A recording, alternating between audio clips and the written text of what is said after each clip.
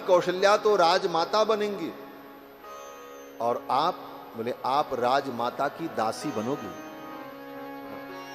ऐसी कान में धीरे धीरे समझाया। अब तो महारानी कैकेयी सुन करके बड़ी प्रसन्न हुई, नाराज नहीं हुई। महारानी कैकेयी ने कहा, मंथरा मेरे राम को महाराज कल राजा बनाएंगे, ये तो बड़ी ही प्रसन्नता का विषय है। महाराज से मैं रोज कहती थी राम को राजा कब बनाओगे, कब राम का अभिषेक करोगे, तो महाराज रोज बातें बदल देते थे, लेकिन आज उन्होंने इतना सुंदर निर्णय लिया है, ये समाचार सुनकर के मैं प्रसन्न हूं। तुरंत महारानी कैकेयी ने अपने गले का नौलखा हार निकाला और मंथरा को दे दिया। बोले ऐसा शुभ समाचार तूने सुनाया है। दिव्यमाभरणम तस्मयी कुब्जायै प्रददौ शुभाम। वाल्मीकि जी कहते हैं अपने गले के उस दिव्य हार को निकाल करके महारानी कैकेयी ने मंथरा को दे दिया। तेरे मुंह में घी शक्कर, ऐसा सुंदर समाचार तूने सुनाया। लेकिन इतना सुनने के बाद महारानी कैकेयी ने कहा, देख मंथरे, तेरी सब बात मुझे अच्छी लगी, लेकिन एक बात अच्छी नहीं लगी। तू मेरे राम में और मेरे भरत में भेद समझती है।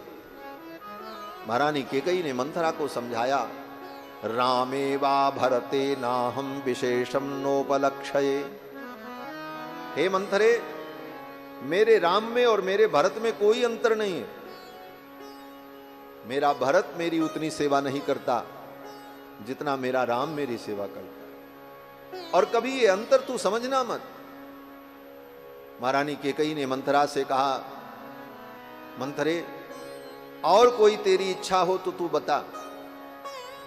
तूने इतना शुभ समाचार सुनाया। वरम परम ते प्रददामि तम वृणु। महारानी कैकेयी ने कहा, इसके अतिरिक्त और कुछ तू मांगना चाहती है तो मांग ले। इतनी प्रसन्न हुई महारानी कैकेयी। तब मंथरा ने देखा, अरे ये मेरे कहने पर भी इनके मन में कोई बदलाव नहीं आया। तब मंथरा ने राम जी की आलोचना शुरू की, राम जी की असूया की। असूया, असूया क्या है? कहते हैं कि गुणेषु दोषाविष्करणम असूया। किसी के अंदर दोष नहीं है, फिर भी हम अपने स्वभाव के कारण उसके अंदर दोष का दर्शन करने लग जाएं और दोष का वर्णन करने लग जाएं, तो इसको असूया कहते हैं। राम जी के अंदर कोई दोष नहीं है, लेकिन फिर भी मंथरा राम जी के अंदर दोष बताने लगी। मंथरा ने कहा, महारानी आप नहीं जानती हो, राम राजा बनते ही तुम्हारे पुत्र भरत को देश से निकाल देंगे। देशांतरम नाययिता, इस देश से निकाल देंगे भरत को, अयोध्या में रहने नहीं देंगे। तुम क्या समझती हो? और देश से निकाल दें यहां तक तो ठीक है, लेकिन महारानी ये राजनीति बड़ी विचित्र होती है। राजनीति में कुछ भी असंभव नहीं होता। मंथरा ने कहा, राम राजा बनने के बाद तुम्हारे पुत्र भरत को देश से निकाल दें यहां तक तो ठीक है, लेकिन मुझे तो लगता है लोकांतर मथापिवा। मंथरा ने कहा, लोकांतर मथापिवा अर्थात तुम्हारे पुत्र भरत को इस लोक से ही विदा कर देंगे, कोई षड्यंत्र करके तुम्हारे पुत्र भरत को मरवा देंगे। और महारानी आपकी तो जो दुर्दशा होगी, आप जीवन भर महारानी कौशल्या की सेवा करोगे, उनकी दासी बनकर के रहोगी, और सवत के स्वभाव को आप नहीं जानती हो। सवत कभी अपने सवत के सुख को नहीं देख सकती। कौशल्या तुम्हारी सवत है, सपत्नी है, वो तुम्हें कभी सुखी देखना नहीं चाहिए। जिस प्रकार कद्रू ने विनिता को दुख दिया, उसी प्रकार कौशल्या तुमको दुख दे। उदाहरण दिया, ये घर फोड़ने वाले जो लोग होते हैं ना, वो ऐसे ऐसे तर्क ढूंढ लेते हैं और उनकी सुनने लग जाओ तो लगता है वही सही कहते हैं। यही स्थिति महारानी कैकेयी की हो गई। मंथरा ने कहा, कद्रु विनितहि दीन दुख तुम्हें कौशिला देव। जिस तरह कद्रु ने विनिता को दुख दिया, उसी प्रकार कौशल्या तुमको दुख देगी। और अभी कुछ दिन इस महल में रह लो, हाँ, और राम को राजा बनने दो। जिस दिन राम राजा बनेंगे, ये महल तुमसे छीन लिया जाएगा, और जहां नौकरों के लिए क्वार्टर्स बने हुए हैं, वहीं पर तुम्हारे लिए भी एक कमरा अलाट होगा, हमारे बगल में ही रहोगी। मंथरा ने ये सारी बातें महारानी केकई की बुद्धि में भर दिया, और महारानी केकई की मति भी पलट गई। महारानी केकई ने कहा, ऐसा कभी नहीं होगा, मैं मर जाऊंगी लेकिन मैं अपने सवत की सेवा नहीं करूंगी। मंथरा ने कहा, महारानी मर जाएं आपके शत्रु, आप क्यों मरोगी? मेरे रहते आपको मैं मरने दूंगी? पहले मैं मरूंगी, आपको तो कुछ नहीं होगा। केकई ने कहा, मंथरे मैं क्या करूं?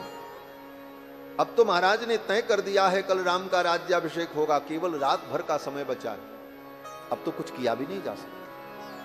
और भरत यहां है भी नहीं, मेरा बेटा भरत भी यहां नहीं है, और इतने जल्दी वो आ भी नहीं सकता।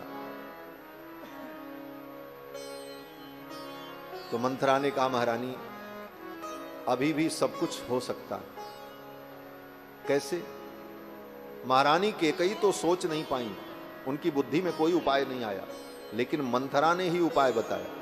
मंथरा ने कहा, महारानी मेरी बात अगर मानो तो सब काम बन जाएगा।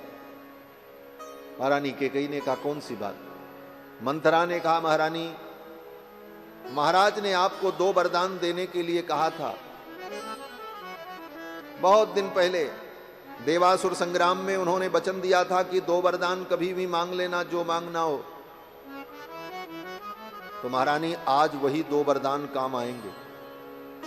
एक वरदान में आप भरत के लिए अयोध्या का राज्य मांग लो, और दूसरे वरदान में 14 वर्ष के लिए राम का वनवास मांग लो। 2 वरदान भूप सन थाती, मांगहु आज जुड़ा बहु छाती। 2 वरदान भूप सन थाती, मांगहु आज जुड़ा बहु छाती।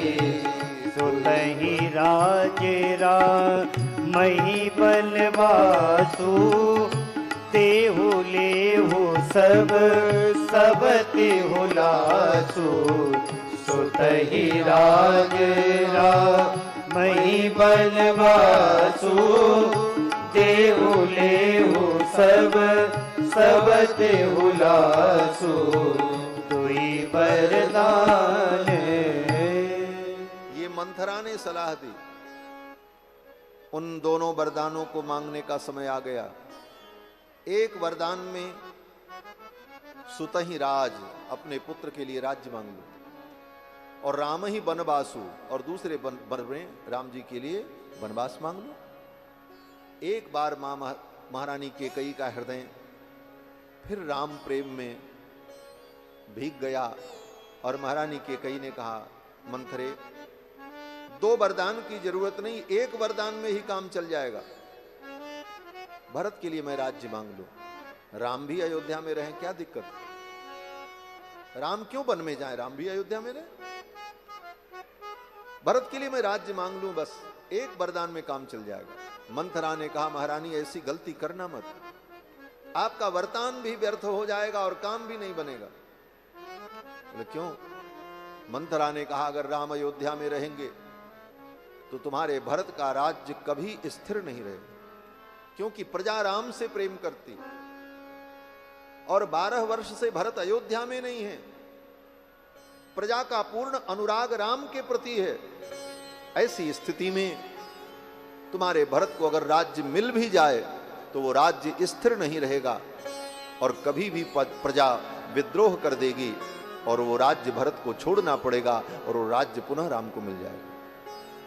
इसलिए महारानी बुद्धिमानी यही है कि भरत को राज्य मिल जाए और राम अयोध्या से 14 वर्ष के लिए वन में चले गए। भरत 12 वर्ष से ननिहाल में है, उनको प्रजा भूल चुकी है। राम 14 वर्ष के लिए वन में चले जाएं तो राम को प्रजा भूल जाएगी और भरत में प्रजा का स्नेह दृढ़ हो जाएगा और तुम्हारे पुत्र भरत का राज्य स्थायी हो। इसलिए मैं कहती हूं 2 वरदान मांगो, भरत को राजा बनाओ और राम को वन में भेजो 14 वर्ष के, तभी ये कार्य सफल होगा। मंथरा की इस बात को सुन करके महारानी केकई मंथरा को ऊपर से नीचे तक देखने लगे। महारानी केकई ने कहा, मंथरा तू इतनी बुद्धिमान है, तेरे अंदर इतनी बुद्धि, मैं तो ऐसा कभी सोच भी नहीं पाई। महारानी केकई ने कहा, मंथरे आज मुझे पता चला। बोले क्या पता चला? महारानी केकई ने कहा, मंथरे ये तेरे पीठ में जो कुबड़ है ना, ये कुबड़ नहीं है, ये तो बुद्धि का खजाना है, इसी में सारी बुद्धि भरी है। महारानी मंथरा ने कहा, यदेव सोनम, ये तेरे पीठ में जो कुबड़ है ये क्या है? कहते हैं मतयः क्षत्र विद्याश्च मायात चात्र बसंती थे। ये बुद्धि का खजाना है, इसी में सारा ज्ञान विज्ञान भरा है। आज मुझे पता चला कि कुबड़ी स्त्रियां इतनी बुद्धिमान क्यों होती हैं। मंथरा बड़ी प्रसन्न थी। अब तो महारानी केकई ने मंथरा के स्वरूप का खूब वर्णन किया। महाराज, जिस मंथरा को देखकर रोज महारानी केकई डांटती थी, कहां से तू चली आई, जब देखो तब सामने आके खड़ी हो जाती, अपना ये कुरूप स्वरूप लेकर के मेरे सामने आ जाती। मंथरा सुन लेती थी, लेकिन आज महारानी केकई कहती है, मंथरा तू कितनी सुंदर है, तेरे पांव कितने सुंदर हैं, तेरी जंघाएं कितनी सुंदर है, तेरी कमर कितनी सुंदर। कई श्लोकों में महारानी केकई ने मंथरा के सौंदर्य का वर्णन किया वाल्मीकि रामायण। तेरी नाक कितनी सुंदर है, तेरी आंख कितनी सुंदर है। अब सबको तो सुंदर कह दिया, लेकिन उस कुबड़ को क्या कहें जो पीठ में निकला था। तब महारानी केकई ने कहा, अरे मंथरे तेरे पीठ पर ये जो कुबड़ है ना, रथ घोण मिवायतम, रथ के धुरे के समान, जैसे रथ में जो पहिया होता है उसमें जो लट्टू लगा रहता है, धुरा गोल गोल। महारानी केकई कहती है, रथ के धुरे के समान तेरे पीठ पर ये जो स्थगु है, कुबड़ है, ये बुद्धि का खजाना है। मतयः क्षत्र विद्याश्च माया चात्र वसंतिते, सारी माया और सारी विद्या इसी में भरी है। और मंथरे तू चिंता मत करना, मेरा भरत राजा हो जाएगा तो मैं तेरे इस कुबड़ की पूजा करूंगी, तेरे इस कुबड़ पर मैं चंदन लगाऊंगी। चंदनम समर्पयामी, अक्षतम समर्पयामी, पुष्पम समर्पयामी। और इतना ही नहीं, शुद्ध सोने का हार बनवा करके तेरे इस कुबड़ को पहनाऊंगी। तुझे तो हार पहनाऊंगी ही पहनाऊंगी, लेकिन तेरे इस कुबड़ के लिए एक हार और मैं बनवाऊंगी। ये सब महारानी केकई ने कहा। आज महारानी केकई को मंथरा में गुण दिखाई पड़ने लगे। जहां व्यक्ति को अपने स्वार्थ की पूर्ति दिखाई पड़ती है, वहां गुण ही गुण दिखाई पड़ता है। क्यों? बोले उसका स्वार्थ वहां जुड़ जाता है। आज महारानी केकई को मंथरा में सारे गुण दिखाई पड़ने लगे। मंथरा ने कहा, महारानी अब ये सब बातें तो आप बाद में करना। महारानी केकई ने कहा, मंथरा तू चिंता मत कर, मेरा भरत राजा बनेगा तो मैं अपने भरत से कहूंगी, बेटा अब तुम एक काम करो।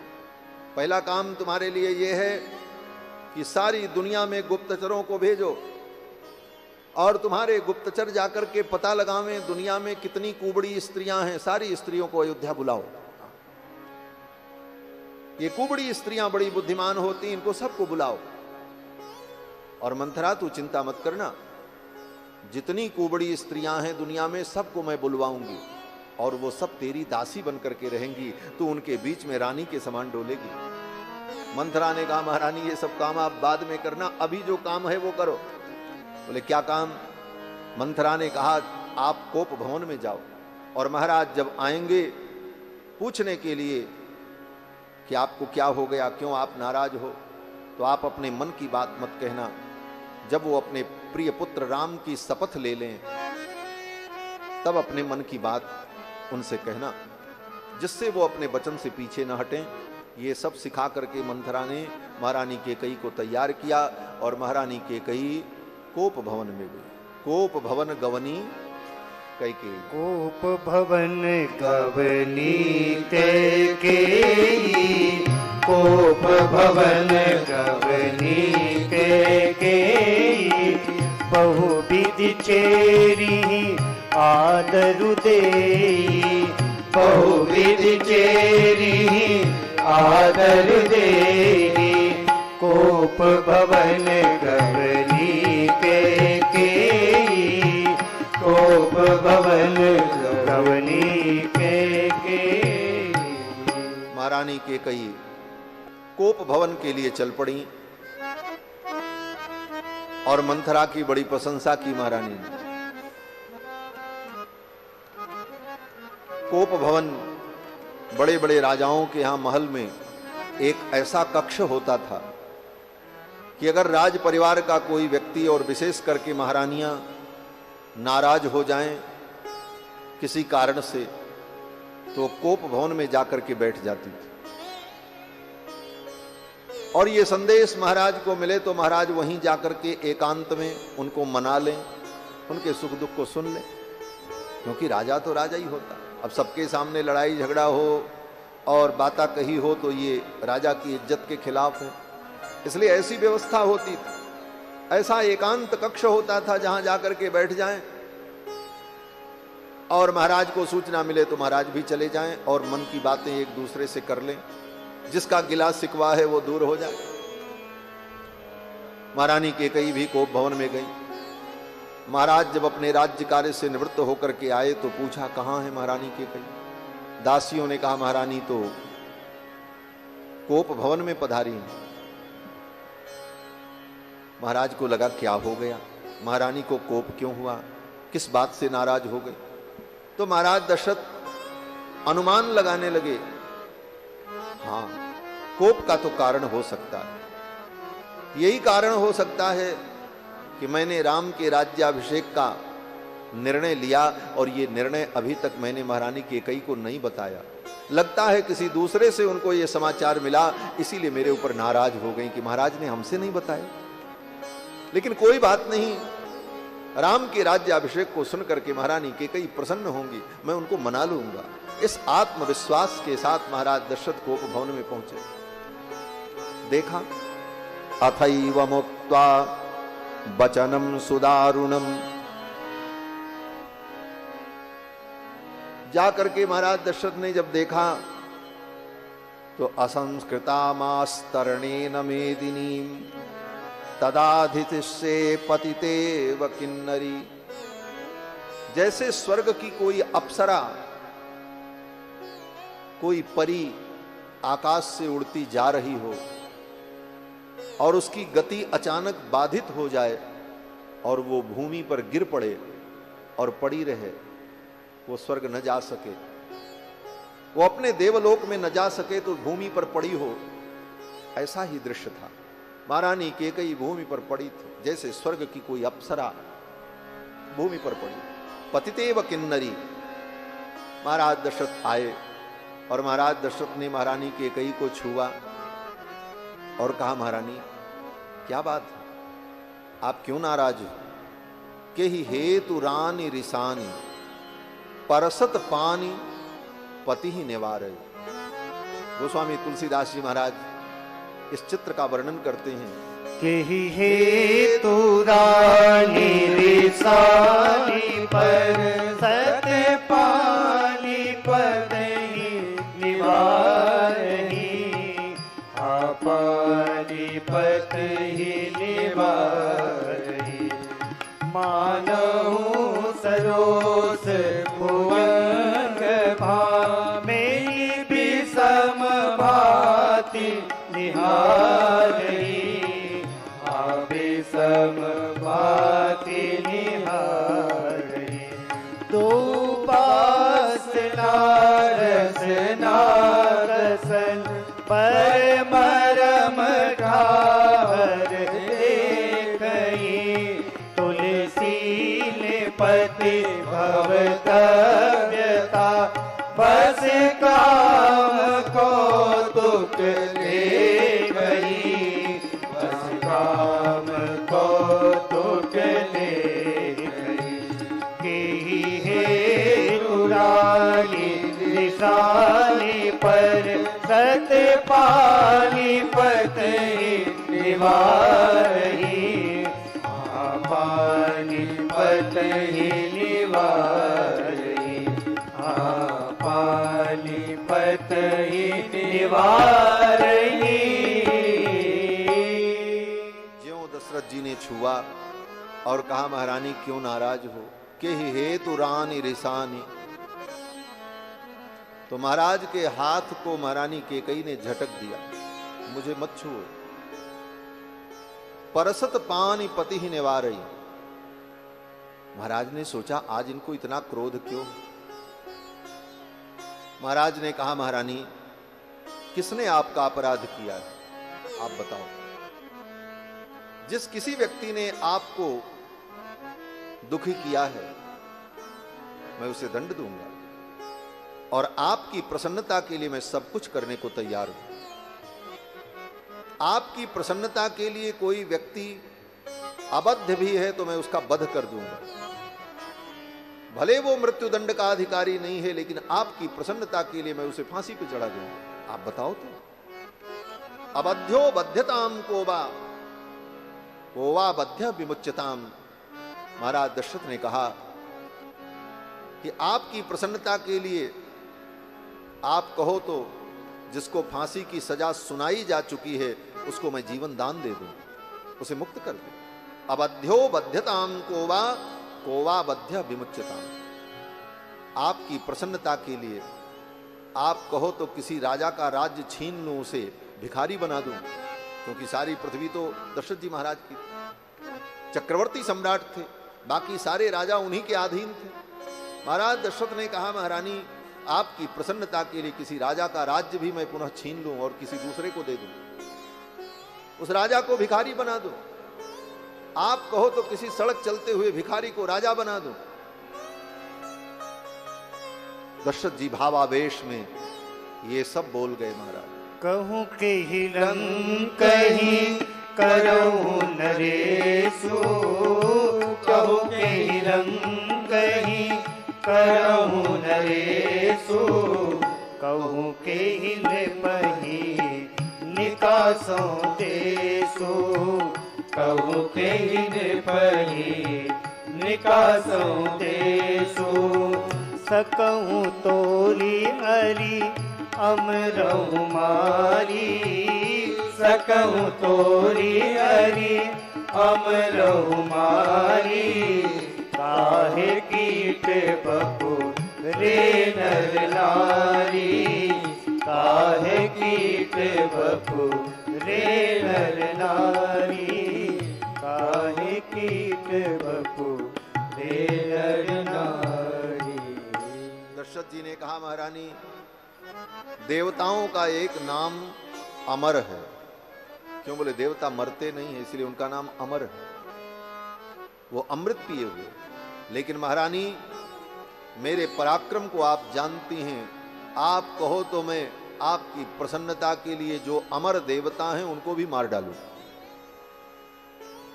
मनुष्य पशु पक्षी क्या है, ये कीट पतंग मेरे लिए क्या है? और वास्तव में दशरथ जी महाराज का ये सामर्थ्य, तभी तो देवराज इंद्र अपनी सहायता के लिए दशरथ जी को स्वर्ग में बुलाया करते थे। स्वर्ग में आपत्ति विपत्ति आती थी तो सहायता के लिए दशरथ जी को याद किया जाता था। देवताओं के पक्ष से युद्ध करने के लिए जाया करते थे महाराज। महाराज दशरथ ने कहा महारानी आपके लिए मैं सब कुछ करने को तैयार।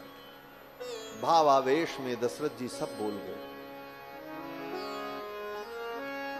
भावावेश में व्यक्ति को इतना अधीर नहीं होना चाहिए, नहीं तो वो संकट में पड़ जाता है। इतना व्यक्ति अधीर हो जाए भावावेश में तो वो संकट में पड़ जाता है। दशरथ जी महाराज के ऊपर भी संकट आ गया। महारानी कैकेयी ने कहा, मेरे लिए आप देवताओं को मार दोगे, राजा को रंक बना दो, रंक को राजा बना दो। ये तो एक कहने की बात है। आज तक आपने क्या किया मेरे लिए, क्या दिया आपने मुझे? ये प्रश्न बड़ा विचित्र है। पति कितना भी पत्नी के लिए सब कुछ करे, लेकिन पत्नी का ये ताना कभी खत्म नहीं होता। क्या किया आपने मेरे लिए? अपने बच्चों के लिए किया, अपने परिवार के लिए किया, मेरे लिए क्या किया? महारानी कैकेयी ने भी यही कहा, क्या किया आपने मेरे लिए? कल तक की कथा तो बड़ी रसिक थी, लेकिन अब कथा तो बड़ी गंभीर है। महारानी कैकेयी ने कहा, क्या किया आपने मेरे लिए? क्या देंगे आप मुझे? 2 वरदान देने के लिए कहा था, वो तो आज तक मुझे मिला नहीं। मैं और आपसे क्या मांगू? महारानी कैकेयी ने यही कहा कि 2 वरदान देने के लिए आपने कहा था, वो आज तक तो मिला नहीं। मैं और आपसे क्या आशा करूं? महाराज दशरथ ने कहा, महारानी इसमें मेरी गलती नहीं है। आपने कभी मांगा नहीं और मेरा स्वभाव, भोला स्वभाव में भूल गया। थाती राखी ना मांगे हुकाऊ, थाती राखी ना मांगे हुकाऊ, बिसर गयो मोरी भोर स्वभाऊ, बिसर गयो मोरी भोर स्वभाऊ। दशरथ जी ने कहा कि महारानी मैं तो उसी समय वरदान देने को तैयार था, लेकिन आपने ही कहा था कि जब जरूरत लगेगी तो मैं मांगूंगी। आपने फिर कभी मांगा नहीं। हाँ, मेरी इतनी गलती जरूर है कि मैंने दोबारा आपसे पूछा नहीं, मैं भूल गया, लेकिन कोई बात नहीं। अगर ये भूल मेरी है तो मैं इसे स्वीकार करता हूं और मैं अपने तरफ से एक वचन और देता हूं। बोले क्या?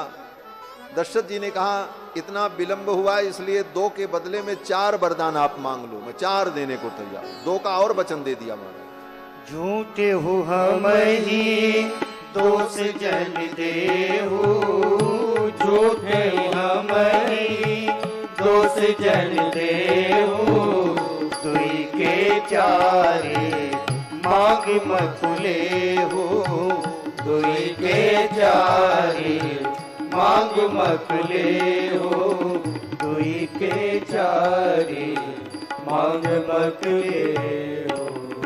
दशरथ जी ने कहा, 2 के बदले में आप 4 वरदान मांग लो, मैं आपको देने को तैयार। ये तो गनीमत रहा कि महारानी कैकेयी ने 2 ही वरदान मांगा। कहीं इस वचन के जाल में भी दशरथ जी को उलझा लेती तब क्या होता? और अन्य 2 वरदान में क्या मांगती महारानी कैकेयी? ये तो भगवान की ही इच्छा थी, समझो कि महारानी कैकेयी 2 तक ही सीमित रह गई, लेकिन दशरथ जी ने तो भावावेश में 2 वरदान और दे दिए। नारी अर्धांगिनी है, परम प्रिय है, परंतु नारी के अंतर मन को जानने के लिए पुरुष को सदा प्रच्छन्न वृत्ति का प्रयोग करना चाहिए। ये शास्त्रकारों ने कहा है, प्रच्छन्ना सस्यते वृत्ति ही स्त्रीणाम भाव परीक्षणे। उसके हृदय के भाव की परीक्षा करने के लिए प्रच्छन्न वृत्ति का आश्रय ग्रहण करना। प्रच्छन्न वृत्ति का मतलब अपने मन की सारी बातों को नहीं बताना चाहिए। जब जान ले कि इनका हृदय विचलित नहीं होगा तब बताओ, नहीं तो कोई जरूरी नहीं कि सब बात बताओ ही बताओ। और ये नारी के हित के लिए भी है और पुरुष के हित के लिए भी।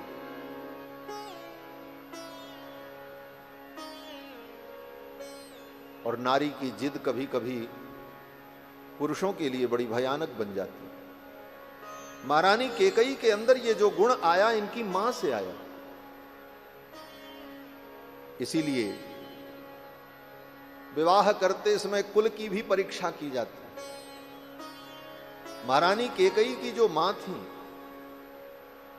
इनके जो पिताजी थे, महारानी केकई के पिताजी को एक महर्षि ने वरदान दिया था। क्या वरदान? बोले किसी भी जीव जंतु की भाषा को समझने का सामर्थ्य उनके अंदर था, महारानी केकई के पिता के अंदर। चींटी भी अगर आपस में बात करती हो तो महाराज केकय नरेश, जो महारानी केकई के पिता थे, वो समझ जाते थे ये चींटी उस चींटी से क्या कह रही है। प्राणी मात्र की भाषा को, संकेत को समझने का सामर्थ्य ऋषि के वरदान से उनको प्राप्त था। लेकिन ऋषि ने कहा था कि ये रहस्य किसी को बताना मत, जिस दिन तुम बताओगे उसी दिन तुम्हारा प्राणांत हो जाएगा। एक दिन महाराज बैठे थे और बगल में उनकी पत्नी बैठी थी, महारानी केकई की मां। और उसी समय कुछ चींटियां, कुछ कीड़े चल रहे थे। उन कीटों की वार्ता को सुन करके महाराज को हंसी आ गई। वो तो सब समझ जाते थे।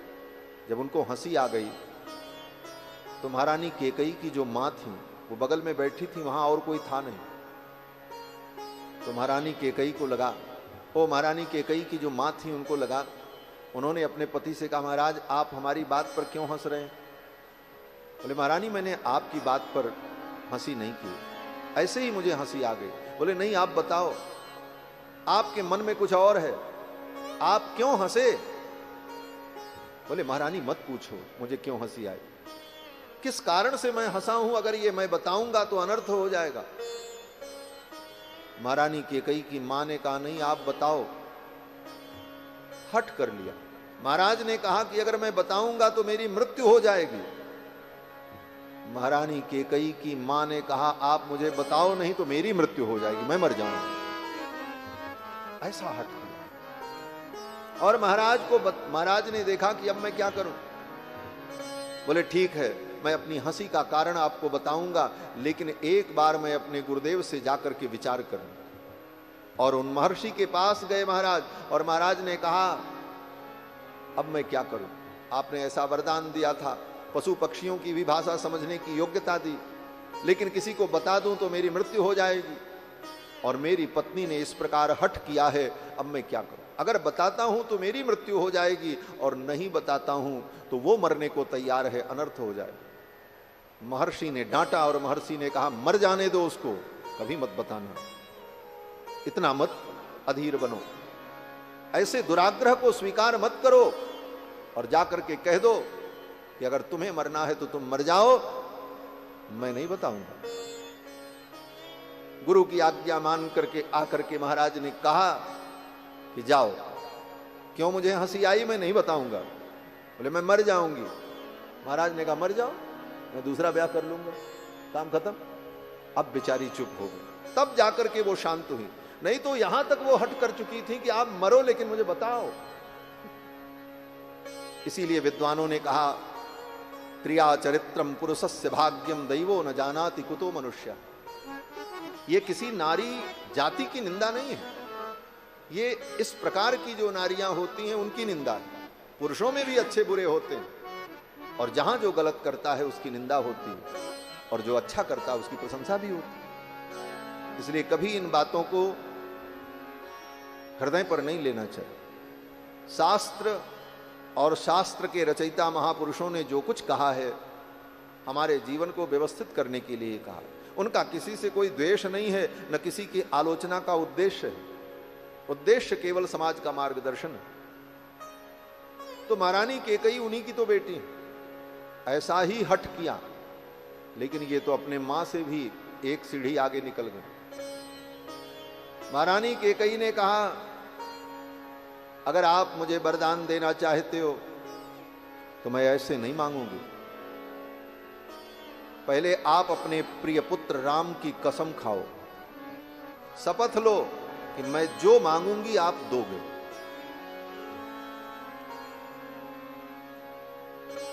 तब मैं अपने मन की बात कहूंगी। दशरथ जी महाराज कल्पना भी नहीं कर पाए कि ये क्या मांगेंगी, और भावावेश में दशरथ जी महाराज ने शपथ ले ली। दशरथ जी ने कहा कि तेन रामेण कैकेयी सपेते वचन क्रियां। दशरथ जी ने कहा, महारानी कैकेयी, मैं अपने पुत्र राम की शपथ लेता हूं, आप जो कहोगी वो मैं दूंगा। अब शपथ ले लिया। तब महारानी कैकेयी ने कहा, अब मैं कहने जा रही हूं, और जो मैं कहने जा रही हूं केवल आप नहीं सुनेंगे। वहां कोप भवन में तो केवल 2 लोग थे, महारानी कैकेयी और महाराज। लेकिन महारानी कैकेयी ने इस प्रकार दशरथ जी को अपने वाक जाल में फंसाया। महारानी कैकेयी ने कहा, मैं जो कहने जा रही हूं केवल आप नहीं सुनेंगे, 33 कोटि देवता भी सुन रहे हैं। मैं उनको साक्षी बना रही हूं, सूर्य चंद्रमा को मैं साक्षी बना रही हूं, पृथ्वी और आकाश को मैं साक्षी बना रही हूं, और इन सबको साक्षी बना करके मैं अपने मन की बात कहूंगी। और ऐसा कहते हुए महारानी कैकेयी ने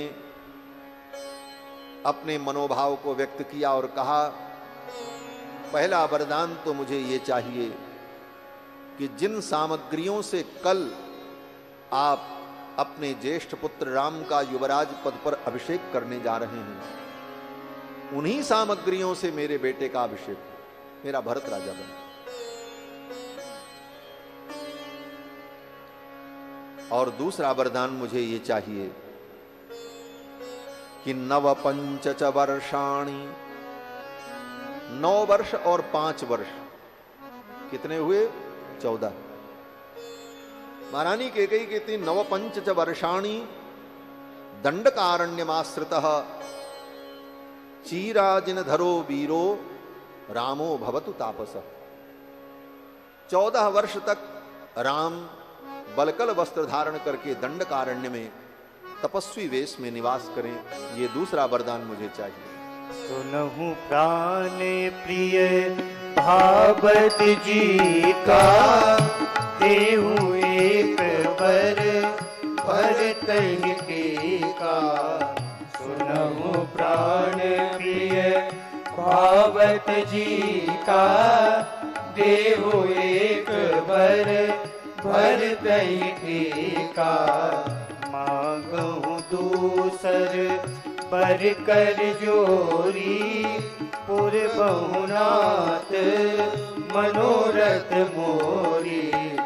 मांगहु दूसर पर कर जोरी, पुर बहुनाथ मनोरथ मोरी। तापस बेस विशेष उदासी, 14 बरस राम बनवासी। तापस भेष विशेष उदासी, 14 बरस राम बनवासी। सुनहु प्राण प्रिय पावत जी का, देहु एक बर भरत का। सुनहु प्राण प्रिय। महारानी कैकेयी ने कहा, एक वरदान में मेरे पुत्र भरत के लिए अयोध्या का राज्य, और दूसरे वरदान में राम के लिए 14 वर्ष का वनवास। महाराज दशरथ कांप गए। महाराज दशरथ ने कल्पना भी नहीं की थी कि ऐसा कुछ होगा। महाराज दशरथ ने कहा, महारानी आपके इस वरदान को देने में मेरा धर्म चला जाएगा। मैंने हजारों लोगों के बीच में, सभा के मध्य में अपनी प्रजा को वचन दिया है, कल मैं राम को राजा बनाऊंगा। मेरे उस वचन का क्या होगा?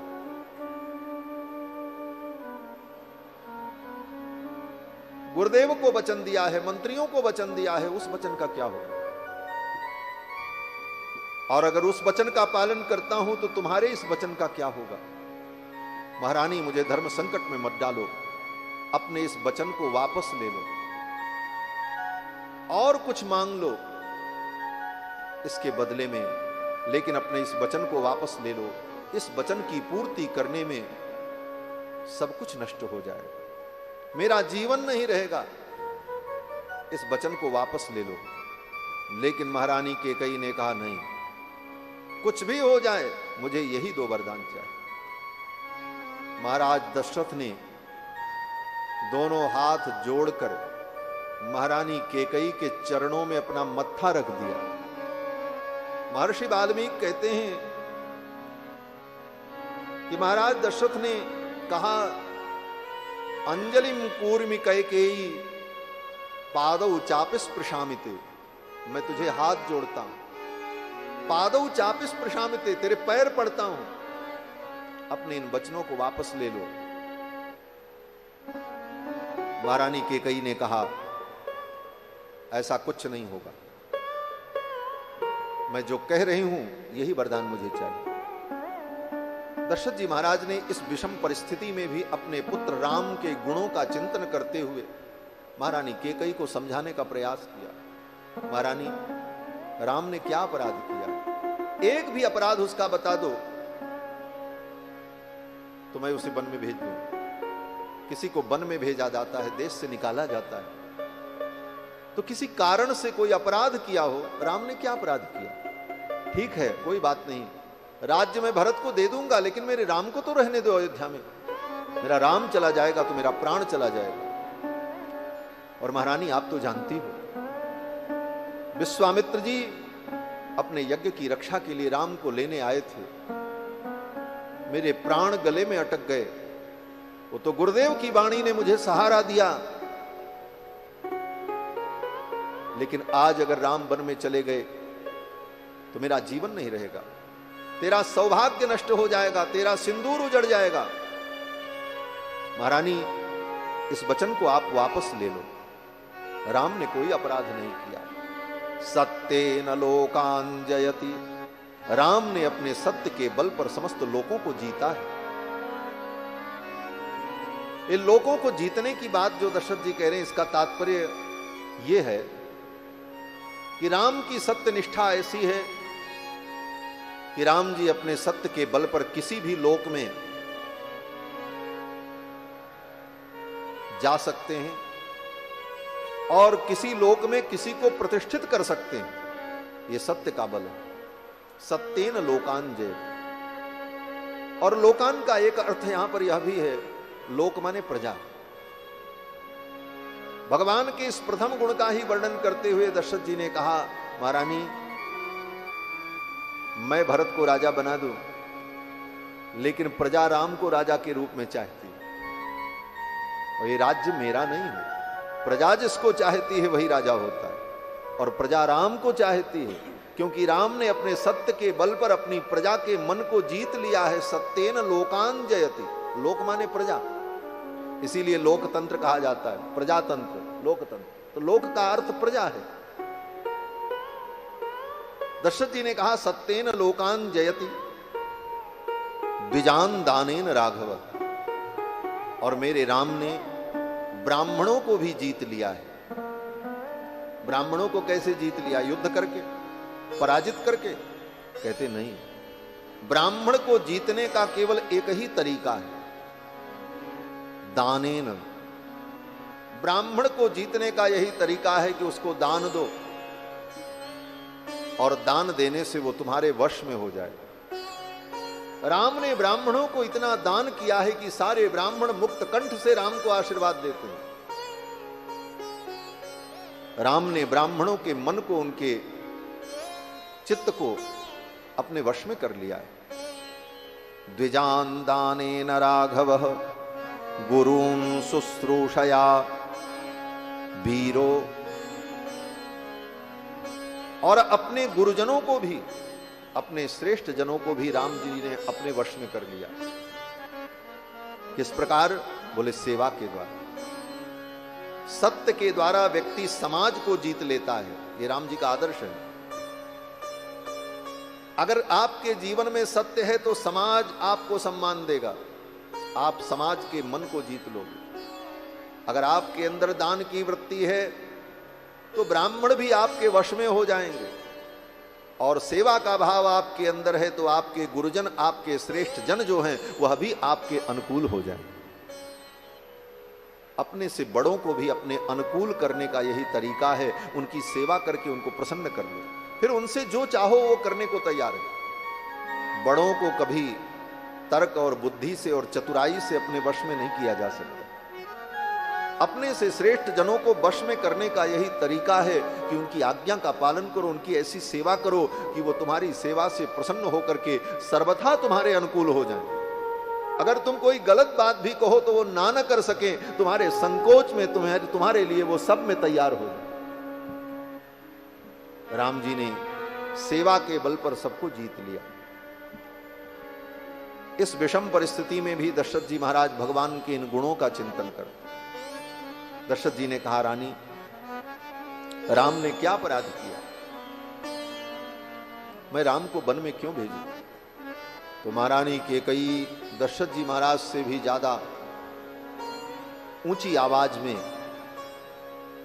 बोल पड़ी और महारानी कैकेयी ने कहा, ठीक है महाराज, कोई बात नहीं, मुझे जो कहना था वो मैंने कह दिया, अब देना न देना ये आपकी मर्जी है, आप राजा हैं, लेकिन मेरा भी निर्णय आप सुन लो। महाराज ने कहा, क्या निर्णय? महारानी कैकेयी ने कहा, मेरा निर्णय यही है कि अगर आपने मेरे वरदान को पूर्ण नहीं किया तो आपके सामने ही विष पी करके मैं अपने प्राणों का त्याग कर दूं। बगल में एक कटोरे में विष रखा था और विष था कि पानी था कि कोई औषधि थी, ये तो भगवान जाने, लेकिन महाराज को डराने के लिए, उन्हें ब्लैकमेल करने के लिए, जो भी समझ लो, महारानी कैकेयी ने कहा कि अहम ही विषमद्यैव पीत्वा बहुत अवाग्रतः पश्यतस्ते मरिष्यामि, आपके सामने ही इस विष को पी करके मैं मरूंगी। यह भी बड़ा विचित्र तरीका है।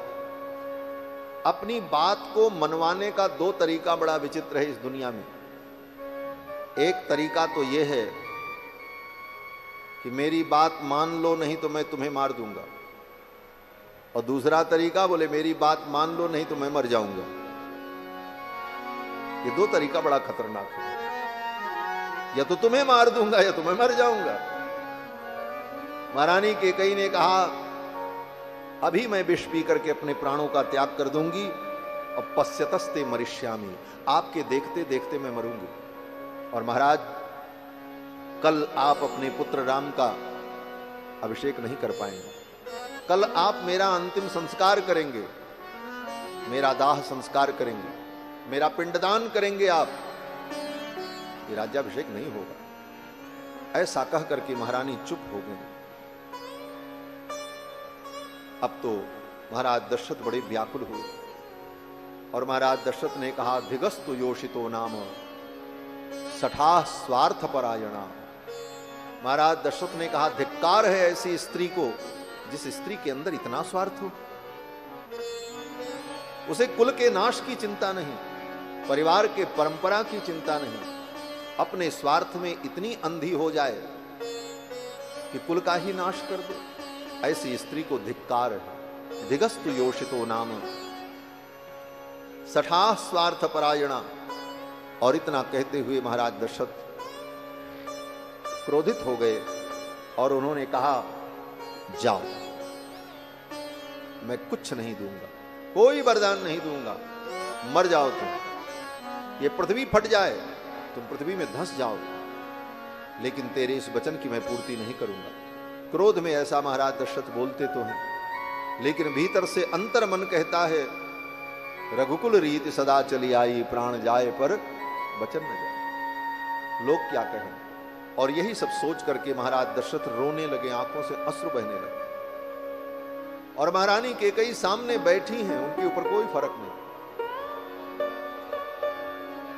कैसा दृश्य रहा होगा, जिन चक्रवर्ती सम्राट महाराज दशरथ के सामने पृथ्वी के सारे राजे, बड़े बड़े रजवाड़े, बड़े बड़े नृपति अपना किरीट मुकुट उनके चरणों में रख देते थे।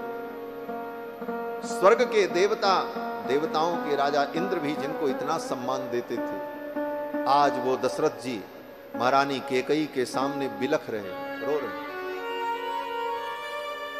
महारानी केकई को दया नहीं आ रही।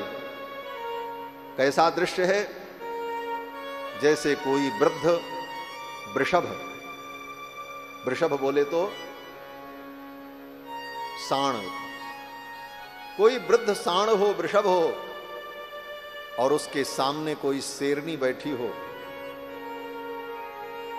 और शेरनी कब उसका शिकार कर ले कोई ठिकाना नहीं, क्योंकि वो वृद्ध है, कहीं जा नहीं सकता, असमर्थ है। यह दृश्य प्रकट हुआ। वाल्मीकि जी ने ऐसे ही चित्रण किया। शेरनी के समान गुर्राती रही महारानी केकई, और दशरथ जी महाराज विलाप करते। पूरी रात ऐसे ही बीती। जब सवेरा हुआ, बंदी जन लोग महाराज दशरथ का गुणगान करने लगे, क्योंकि रोज का ये नियम था। बंदी जन प्रातः काल गुणगान करते थे, नक्कारे बजते थे, सहनाइयां बजती थीं, तब महल में चहल पहल होती थी।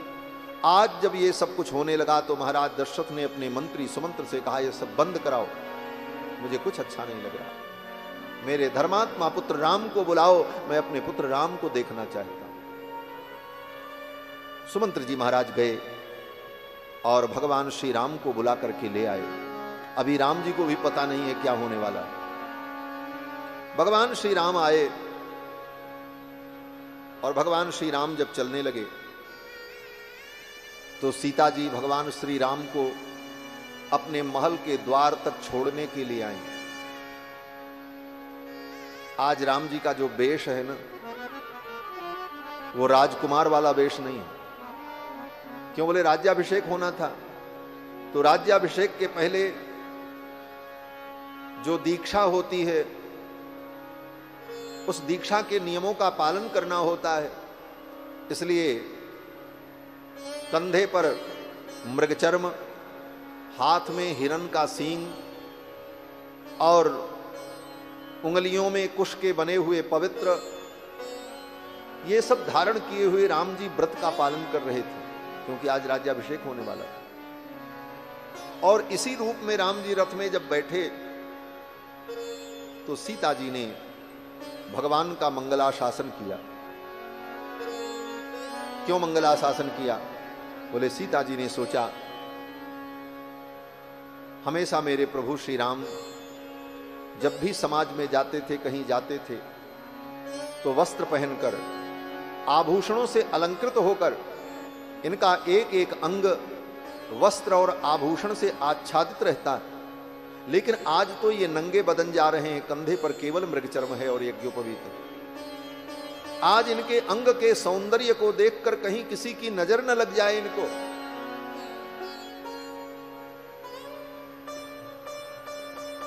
क्योंकि आज इन्होंने आभूषण और वस्त्र से अपने अंग को आच्छादित नहीं किया है। तो मेरे प्रभु श्री राम को किसी की नजर न लगे, इसलिए जानकी जी ने भगवान का मंगलाशासन किया। कल की कथा में मैंने निवेदन किया था, भक्तों ने भगवान को आशीर्वाद दिया, मंगलाशासन किया। और ये वाल्मीकि रामायण तो मंगलाशासन ग्रंथ ही है। जानकी जी ने भगवान को आशीर्वाद दिया। जानकी जी ने कहा कि आप जा रहे हो, चारों दिशाओं के जो स्वामी हैं, दिक्पाल हैं, वो आपकी रक्षा करें। और ऐसा कह करके श्री जानकी जी ने भगवान का मंगलाशासन किया। पूर्वाम दिशम वज्रधरो दक्षिणाम पातुते यमः वरुणः पश्चिमामाशाम धनेशस्तु उत्तराम दिशम। पूर्व दिशा के स्वामी इंद्र आपकी रक्षा करें, दक्षिण दिशा के स्वामी यमराज आपकी रक्षा करें, पश्चिम दिशा के अधीश्वर वरुण आपकी रक्षा करें, और उत्तर दिशा के जो दिक्पाल हैं, स्वामी हैं, कुबेर, वो आपकी रक्षा करें। पूर्वाम दिशम वज्रधरो दक्षिणाम पातुते यमः वरुणः पश्चिमामासाम धनेशस्तु उत्तराम दिशम। ये कह करके जानकी जी ने भगवान को आशीर्वाद दे करके विदा किया, और भगवान रथ पर बैठे और चल पड़े। और जब राम जी अपने पिताजी के पास पहुंचे और देखा पिताजी की इस दशा को। साथ में लक्ष्मण जी भी थे। महारानी कैकेयी सामने गंभीर मुद्रा में बैठी। दशरथ जी महाराज भूमि पर बैठे हुए, आंखों से अश्रुपात हो रहा है, चेहरा उदास है, वातावरण अत्यंत भयानक है। इस दृश्य को देखकर भगवान राम सब कुछ समझ गए। राम जी को देखते ही दशरथ जी महाराज ने कहा, राम, धर्म बंधेन बद्धोस्मि नष्टा च मम चेतना। हे राम, आज मैं धर्म के बंधन में बंध गया हूं, मेरी चेतना नष्ट हो रही है। दशरथ जी महाराज तो ऐसी स्थिति में थे। राम जी आए और राम जी ने पिताजी को प्रणाम किया, महारानी कैकेयी को भी प्रणाम किया। प्रणाम करने पर दशरथ जी ने राम जी को आशीर्वाद नहीं दिया। जब आशीर्वाद नहीं दिया तब राम जी ने महारानी कैकेयी से पूछा, महारानी, मां, क्या बात है? आज मेरे प्रणाम करने पर पिताजी ने मुझे आशीर्वाद नहीं दिया। अन्य दिनों में तो पिताजी अगर नाराज भी रहते थे तो मेरे आते ही प्रसन्न हो जाते थे। आज इन्हें क्या हो गया है कि ये मुझे देख करके प्रसन्न नहीं हो रहे। अन्यदा माम पिता दृष्ट्वा प्रकृतो भी प्रसीदति। अन्यदा माम पिता दृष्ट्वा, अन्य समय में मेरे पिताजी मुझे देखकर इतने प्रसन्न होते थे कि प्रकुपितो भी प्रसीदति, अगर कुपित भी रहते थे तो प्रसन्न हो जाते थे। कभी कभी ऐसा होता था। राम जी, दशरथ जी महाराज अपने न्यायालय में बैठकर किसी मुकदमे की, किसी केस की सुनवाई करते होते और उस मुकदमे में अपराधी को मृत्यु दंड देना है और सारी दलील सुनने के बाद दशरथ जी मृत्यु दंड की घोषणा करने जाते कि इस व्यक्ति को मृत्यु दंड दे दिया जाए, इसने अपराध किया है। और उसी समय राम जी अगर कहीं घूमते हुए पहुंच जाएं तो राम जी को देखते ही दशरथ जी को इतनी प्रसन्नता होती थी कि दशरथ जी कहते थे, इसको जीवन दान दे दिया जाए, छोड़ दो इसे। अन्यदा माम पिता दृष्ट्वा प्रकृतोपि प्रसीदति। आज इन्हें क्या हो गया? तो महारानी कैकेयी बोल पड़ी। महारानी कैकेयी ने कहा, राम, इनको कुछ नहीं हुआ, ये ठीक है, इनकी तबीयत भी ठीक है। ये अपने मन की बात तुमसे कहना चाहते हैं, लेकिन तुम्हारे संकोच के कारण ये तुमसे कह नहीं पा रहे। राम जी ने कहा, मां, मेरे जैसे आज्ञाकारी पुत्र को कुछ कहने में पिताजी को संकोच हो। पिताजी कहें तो मैं पिता की आज्ञा का पालन करने के लिए अग्नि में कूद जाऊं, समुद्र में कूद जाऊं, पतेयम अपि चारणवे, अगर पिताजी कह दें तो मैं समुद्र में छलांग लगा दूं। आप तो जानती हो, रामो दुर्ना विभाषते, राम दो बार नहीं बोलता। राम जो कहता है वो करता है, राम दो बार नहीं बोलता। मां, आप तो मेरे स्वभाव को जानती हो, पिताजी अगर कह दें तो इनकी प्रसन्नता के लिए मैं सब कुछ करने को तैयार। तो दशरथ जी तो कुछ नहीं बोले, लेकिन महारानी कैकेयी ने कहा, राम, ये अपने मन की बात नहीं कहेंगे, लेकिन मैं बताती हूं। मैंने इनसे 2 वरदान मांगा। इन्होंने 2 वरदान देने के लिए कहा था, मुझे जो अच्छा लगा मैंने मांग लिया। एक वरदान में भरत के लिए अयोध्या का राज्य और दूसरे वरदान में तुम्हारे लिए 14 वर्ष का वनवास मैंने मांगा। और यही बात ये तुमसे कहने में संकोच कर रहे हैं। मैं तुमसे कहती हूं, अब तुम्हें जो करना है तुम करो। इतना सुन करके राम जी हंसने लगे और राम जी ने कहा, मां, बस इतनी सी बात, मेरा भरत राजा बने, मैं अपने भरत के लिए, ये राज्य क्या है? अपने भाई भरत के लिए अयोध्या का राज्य क्या है? मैं अपना प्राण, अपना जीवन, अपनी सीता, सब कुछ त्याग सकता हूं भरत के लिए। मां, आप तो मेरे स्वभाव को जानती हो। अहम सिहि सीताम राज्यम च प्राणान निष्ठान धनानि च, मैं अपने प्राण को, अपने धन को, अपने इष्ट को यहां तक कि अपनी प्रिय पत्नी सीता को भी त्याग सकता हूं। यह राज्य क्या है?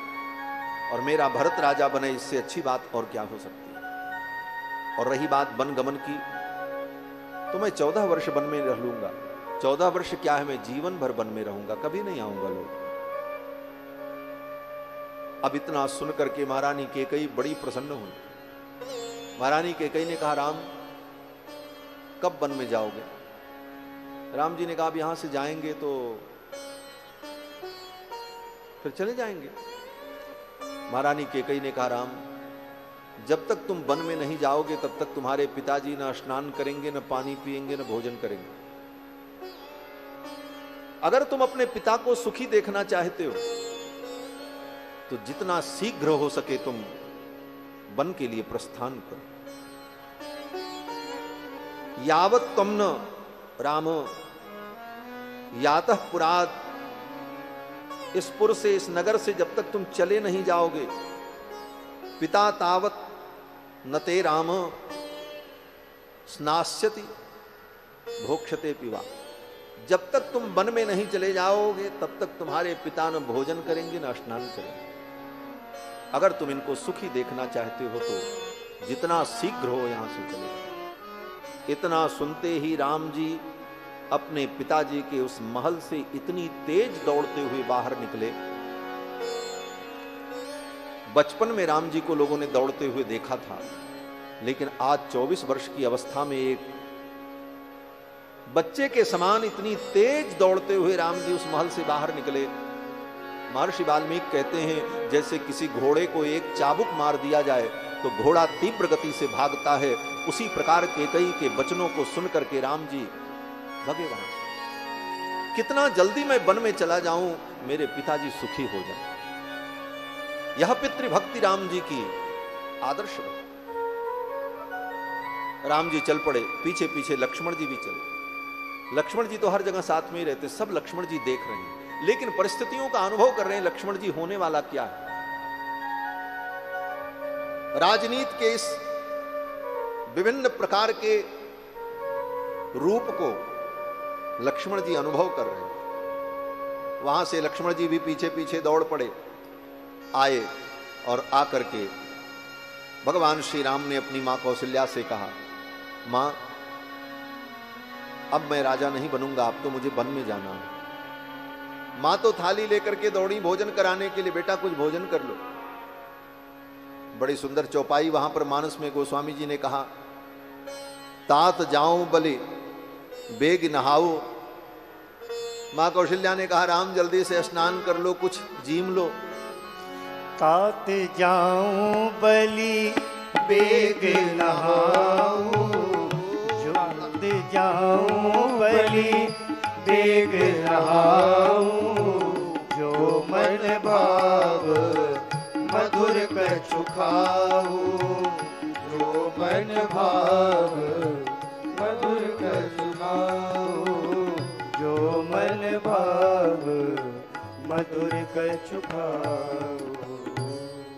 मैया ने कहा, राम स्नान कर लो, कुछ खा लो, तब पिताजी के पास प्रणाम करने जाना।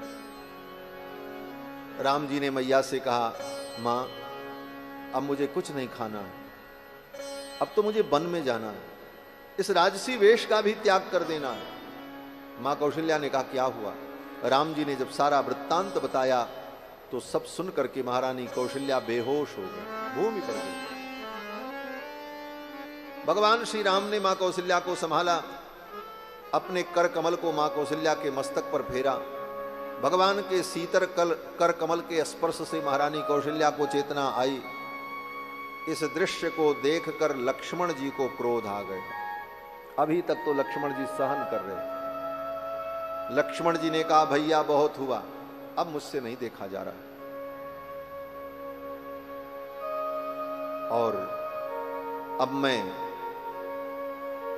सभी को चुनौती देता हूं। लक्ष्मण जी ने कहा, अब आपका राज्याभिषेक दुनिया की कोई ताकत रोक नहीं सकती। न महारानी कैकेयी का वरदान रोक पाएगा, न महाराज का संकल्प रोक पाएगा। और जो आपके राज्याभिषेक में बाधक बनने आएगा मैं उसे मार डालूंगा। यहां तक कि पिताजी भी अगर आ गए तो हनिष्ये पितरम वृद्धम कैकेय्या सक्त मानसम, केकई में आसक्त ऐसे बूढ़े बाप को मैं मार डालूंगा। मैं देखता हूं कौन आपका राज्याभिषेक रोकता है। खून की नदियां बह जाएंगी अयोध्या में, लेकिन आपका राज्याभिषेक टल नहीं सकता। पिताजी भी आपके विरोध में आएंगे, मैं उनका भी वध कर दूंगा, उन्हें भी मार दूंगा। बहुत से लोग कहते हैं लक्ष्मण जी इतने अशिष्ट हो गए, अपने पिता के विषय में ऐसा बोल रहे हैं, ये तो मर्यादा नहीं है। लेकिन बंधुओं, लक्ष्मण जी भगवान के परम भक्त हैं, और ये लक्ष्मण जी की शोभा है। भगवान से बढ़कर के लक्ष्मण जी के लिए कोई नहीं, और जो भगवान के विरुद्ध हो वो कोई भी हो, उसे त्यागा जा सकता है। तजिए ताहि कोटि बैरी सम यद्यपि परम स्नेही, जाके प्रिय न राम वैदेही। जिसको भगवान प्रिय न हो उसे त्याग देना चाहिए। जो भगवान का विरोधी हो उसे त्याग देने में कोई आपत्ति नहीं। लक्ष्मण जी ने कहा मैं बूढ़े पिता को मार डालूंगा। लक्ष्मण जी ने तो यहां तक कहा पिताजी बूढ़े हो गए हैं, ये सठिया गए हैं। सठिया गए का मतलब 60 वर्ष से ऊपर हो जाता है तो व्यक्ति सठिया जाता है। लोग कहते हैं आजकल सठिया गए। लक्ष्मण जी ने यही कहा, वृद्ध भावेन गर्हितम, बूढ़े होने के कारण इनकी बुद्धि खराब हो गई। महारानी कैकेयी के अनुचित वचन को उन्होंने स्वीकार क्यों किया, और स्वीकार किया है तो वो जाने राज्याभिषेक तो आपका होगा। अगर वो विरोध करेंगे तो मैं उनको भी मार दूंगा। भरत भी आएंगे तो भरत का भी मैं वध कर दूंगा। लक्ष्मण जी ने सब कुछ कहा। भगवान श्री राम ने लक्ष्मण जी को तुरंत डांटा। राम जी ने कहा लक्ष्मण मैं जानता हूं तुम सब कुछ कर सकते हो, तुम कृतांत हो, कृतांत भक्षक हो। लक्ष्मण जी के लिए यही तो राम जी ने संबोधन किया है वहां युद्ध के प्रसंग में, तुम कृतांत भक्षक सुर त्राता। काल को भी तुम जीत सकते हो लक्ष्मण, मैं जानता हूं। लेकिन लक्ष्मण, जिस राज्य को पाने के लिए भाई को मारा जाए, पिता को मारा जाए, प्रजा को मारा जाए, ऐसा राज्य लेकर के मैं क्या करूंगा? उस राज्य में मेरी कोई अभिरुचि नहीं है। रामायण और महाभारत में यही अंतर है। रामायण भी एक भारत का प्राचीन इतिहास है और महाभारत भी भारत का एक प्राचीन इतिहास है। दोनों इतिहास में मूलभूत अंतर क्या है? बोले दोनों में राज्य की लड़ाई हुई, लेकिन एक तरफ राज्य के लिए भाई ने भाई को मारा। कहां? बोले महाभारत में। और दूसरे इतिहास रामायण में बोले भाई ने भाई के लिए अपने राज्य को त्याग दिया है। बोले ले जाए भाई, भाई के सुख के लिए उस राज्य को त्यागा राम जी ने। यही रामायण है। इसीलिए राम राज्य की कल्पना की जाती है। महाभारत बहुत ज्ञान का ग्रंथ है, परंतु महाभारत में जो हुआ वो आदर्श नहीं है, वो सिद्धांत नहीं है। सिद्धांत तो राम जी का चरित्र है। इसीलिए आज भी राम राज्य की परिकल्पना की जाती है कि राम राज्य ही सर्वोत्तम राज्य है। क्यों? जो सर्वसम्मत का राज्य हो वही राम राज्य होता है, बहुमत का राज्य नहीं। बल से जीता गया राज्य नहीं, लोगों के मन को जीत करके जो लोगों के मन पर राज्य करता है उस राजा का नाम राम है, वो राम राज्य है। राम जी ने अपनी प्रजा के मन को जीता। राम जी ने कहा एक व्यक्ति भी अगर चाहेगा कि मैं राजा न बनूं तो मैं राजा नहीं बनूंगा, जब सब चाहेंगे उस दिन मैं राजा बनूंगा। राम जी ने लक्ष्मण को डांट दिया, लक्ष्मण जी शांत हो गए। मां को समझाया। मां कौशल्या ने कहा मैं भी तुम्हारे साथ वन में चलूंगी। राम जी ने कहा मां मेरा धर्म है पिता की आज्ञा का पालन करना, और आप नारी हैं, नारी का धर्म है पति की सेवा करना। आपका जो धर्म है आप अपने धर्म का पालन करो और मैं अपने धर्म का पालन। यही रामायण का सिद्धांत है। हमें निज धर्म पर चलना सिखाती रोज रामायण। ये रामायण हमें अपने धर्म पर चलना सिखाती। भगवान श्री राम ने कहा मां आप नारी हैं और नारी का धर्म क्या है? बोले पति की सेवा करना। पुत्र और पति में उसके लिए महत्वपूर्ण पति है। पुत्र द्वितीय कोटि में होता है। इसलिए मां, आपका परम धर्म है कि आप अयोध्या में रहकर महाराज की सेवा करें, ये आपका धर्म है। और मैं पुत्र हूं, मुझे पिता की आज्ञा का पालन करना चाहिए, ये मेरा धर्म है। आप अपने धर्म का पालन करो और मैं अपने धर्म का पालन। यही राम राज्य की व्यवस्था है। हर व्यक्ति अपने धर्म का पालन करे, जिसका जो धर्म है।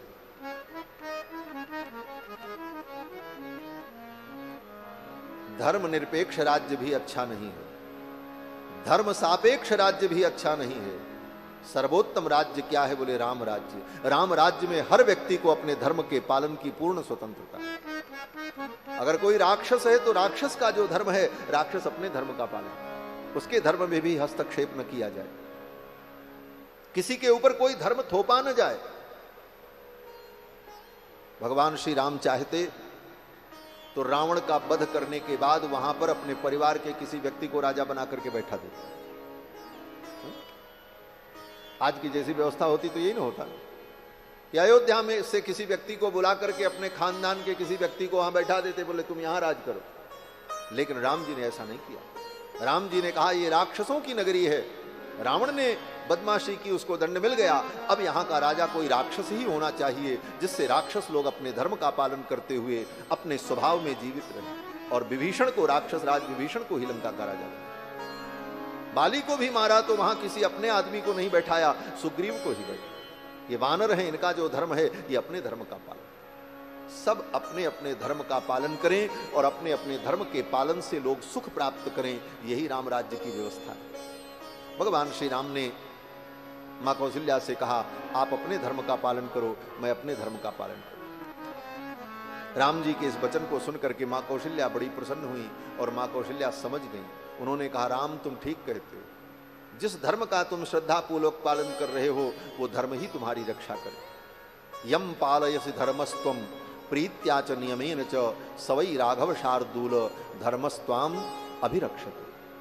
जिस धर्म का तुम प्रीति पूर्वक श्रद्धा पूर्वक पालन कर रहे हो, पुत्र धर्म का, वो धर्म ही तुम्हारी रक्षा करे। जाओ, मैं तुम्हें आशीर्वाद देती हूं। मां कौशल्या ने प्रसन्नता पूर्वक आशीर्वाद देकर के विदा किया। राम जी आए और आकर के सीता जी को बताया।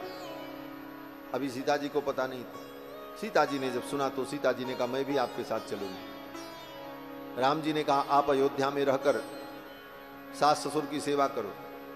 तो जानकी जी ने कहा, प्रभु मां कौशल्या के लिए अगर नारी धर्म है तो मेरे लिए भी तो नारी धर्म है। मैं आपकी पत्नी हूं, आपकी सेवा छोड़ करके मैं कहीं नहीं जाऊंगी, मैं तो आपके चरणों में रहूंगी। अगर नारी का ये धर्म नहीं है तो आप मुझे बताओ। भगवान चुप हो गए। भगवान ने कहा, ठीक है सीते, तुम भी चलो। सीता को अनुमति मिल गई। लक्ष्मण जी सब कुछ देख रहे थे। लक्ष्मण जी ने सोचा, जब ये जाने को तैयार है, जानकी जी भी जा रही हैं, तो अयोध्या में मेरा कोई प्रयोजन नहीं। लक्ष्मण जी ने भगवान को साष्टांग प्रणाम किया और दोनों चरण पकड़ लिया। दोनों चरण को लक्ष्मण जी ने पकड़ लिया और लक्ष्मण जी ने कहा, प्रभु मैं भी आपके साथ चलूंगा, अयोध्या में मेरा भी कोई प्रयोजन नहीं है। लक्ष्मण जी ने भगवान के दोनों चरणों को कस करके पकड़ लिया और कहा, आप भी मुझे अपने साथ ले चलो, मैं अयोध्या में नहीं रहूंगा, आपके बिना मैं अयोध्या में नहीं रह सकता। लक्ष्मण जी महाराज ने भगवान का जब चरण पकड़ लिया, सभ्रातुश्चरणौ गाढ़म निपीड्य रघुनंदन। लक्ष्मण जी के इस समर्पण को देखकर, ये लक्ष्मण जी की शरणागति है, इसी को लक्ष्मण जी की शरणागति स्वीकार किया है हमारे आचार्यों ने। इस एक श्लोक की व्याख्या बड़ी अद्भुत है। शरणागति के जितने भाव हैं वो सब इस श्लोक में आते हैं। लक्ष्मण जी ने भगवान के चरण को पकड़ लिया और कहा, मुझे भी आप अपने साथ ले चलो, मैं आपके चरणों को छोड़ करके कहीं नहीं जाऊंगा। भगवान श्री राम ने लक्ष्मण को आज्ञा दे दी, चलो।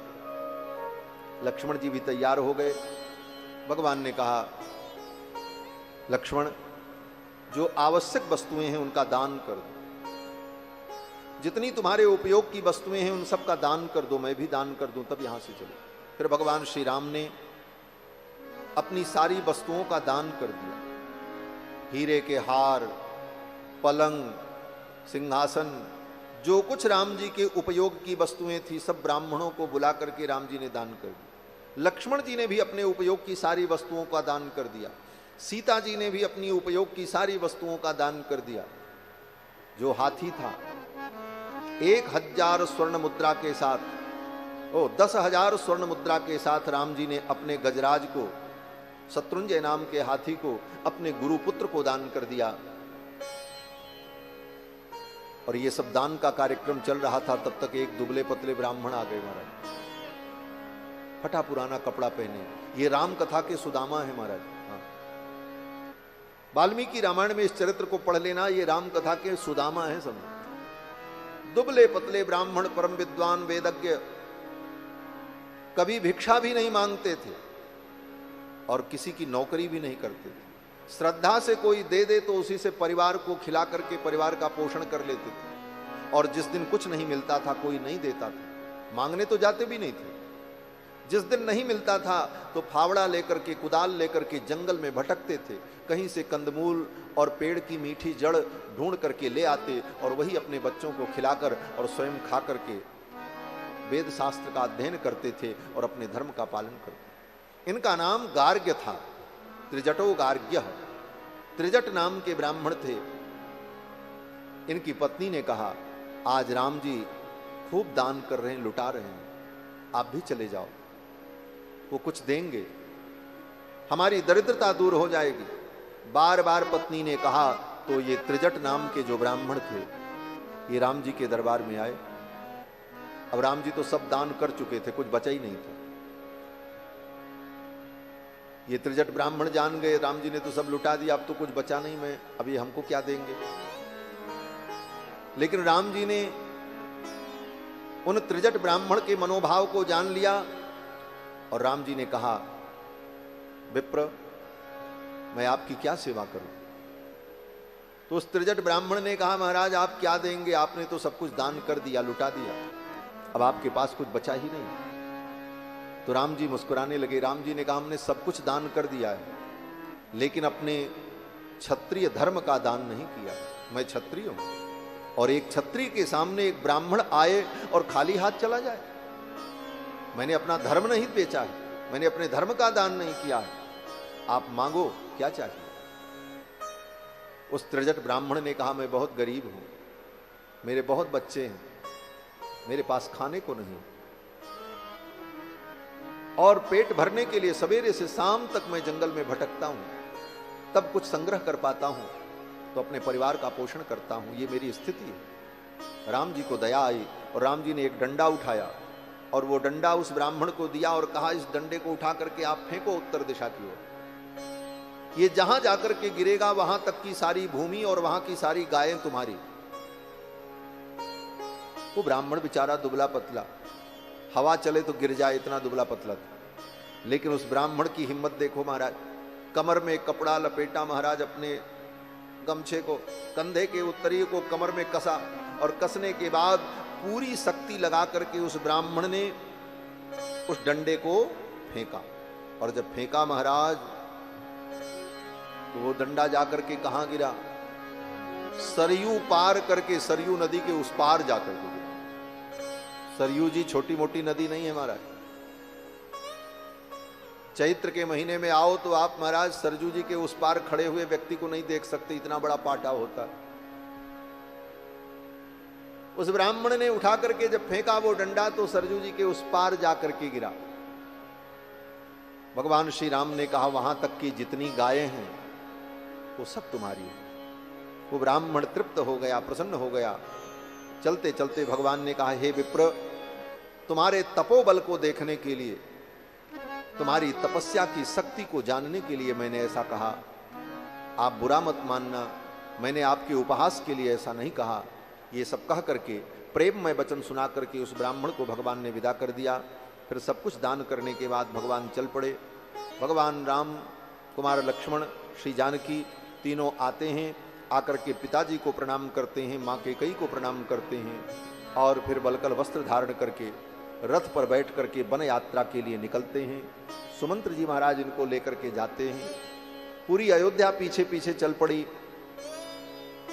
और पीछे पीछे संपूर्ण अयोध्या जब चल पड़ी तो राम जी भी रथ से उतर करके पैदल चलने लगे। बहुत समझाने की कोशिश की लेकिन लोग लौटने को तैयार नहीं थे। बोले हम भी आपके साथ चले। पूरी अयोध्या जा रही राम जी के साथ। आगे जाने पर तमसा नदी के तट पर सायंकाल रथ रुका। एक वृक्ष के नीचे राम जी ने विश्राम किया।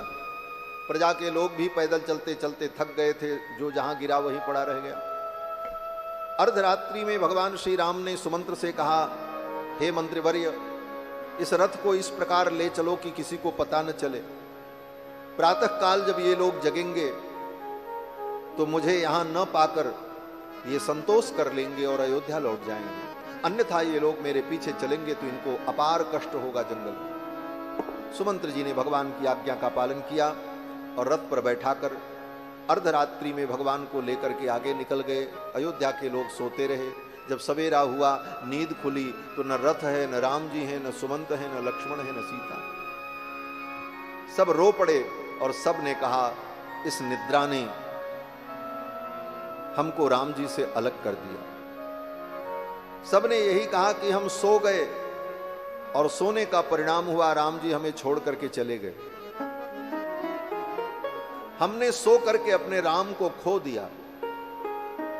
उसी दिन से ये कहावत प्रसिद्ध हो गई, जो सोवत है वो खोवत है, जो सोता है वो खो देता है। अयोध्यावासी सो गए तो राम जी छोड़ के चले गए। लक्ष्मण जी ने मन में सोच लिया कि जब अयोध्यावासियों को सोते छोड़ करके राम जी चले गए तो जंगल में अगर कहीं मैं भी सो गया, हमें नींद आ गई, तो कहीं राम जी हमको भी न छोड़ के चले जाए। इसलिए लक्ष्मण जी ने संकल्प कर लिया, अब 14 वर्ष तक मैं शयन नहीं करूंगा। और संपूर्ण लीला में 14 वर्ष तक लक्ष्मण जी कभी शयन नहीं किए। वहां से सुमंत जी महाराज भगवान को लेकर के चले हैं।